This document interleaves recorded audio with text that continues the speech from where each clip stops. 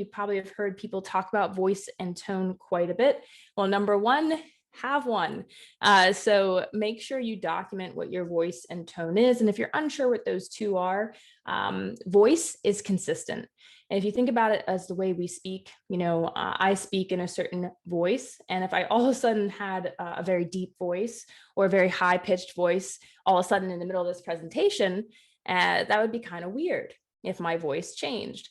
And it's the same with your email newsletter. You want to have a voice, it should be consistent. And then you can have a tone. So tone is most easily considered as voice inflection. So for instance, if you're angry, you might raise your voice, or if you're telling a joke, you might remove inflection from your voice. So tone is situational. It depends on what's happening.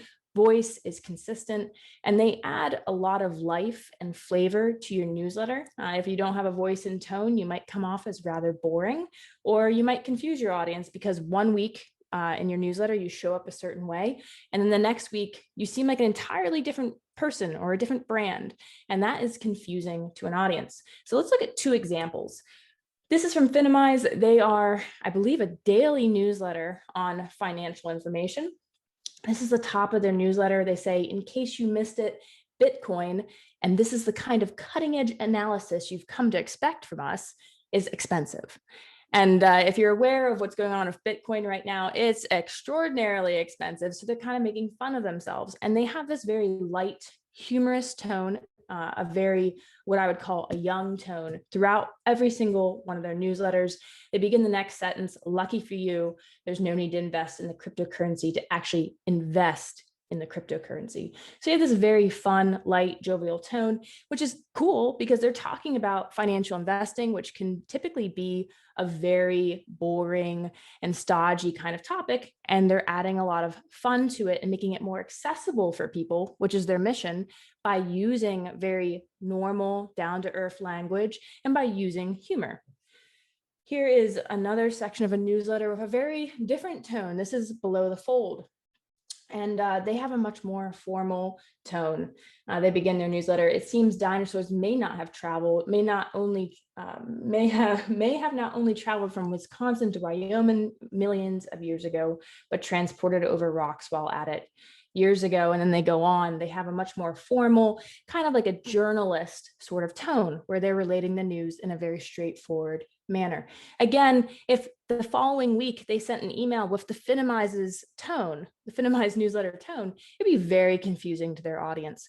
And when you have a team of writers, which you might eventually, or you might have now if you have a big newsletter, when you have a team of writers, voice and tone are very important, because you don't want a different writer to bring an entirely different voice to your newsletter. You want a consistent voice, and then a tone that changes based on the situation. Developing a really lovable brand comes back to voice and tone. And so if you can have a strong voice that people notice, and then almost that if people took their hands and blocked the logo at the top of your newsletter and didn't know who sent this email, they'd know who sent it because of your tone or because of your voice. And that's a great way to be lovable, is to show up as a brand and to show up as human, and to create that fanship, because it's not just the content we share, but it's also how we share it. How we show up in the inbox, and the fact that we build a relationship through being human or having a voice is a really great way to create those fans and get those fans. Because if you're sharing valuable information in a really boring way, you'll still have people who show up for that.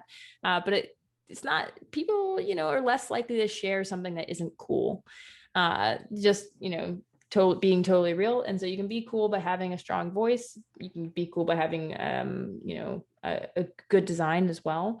But having that brand that people can identify with.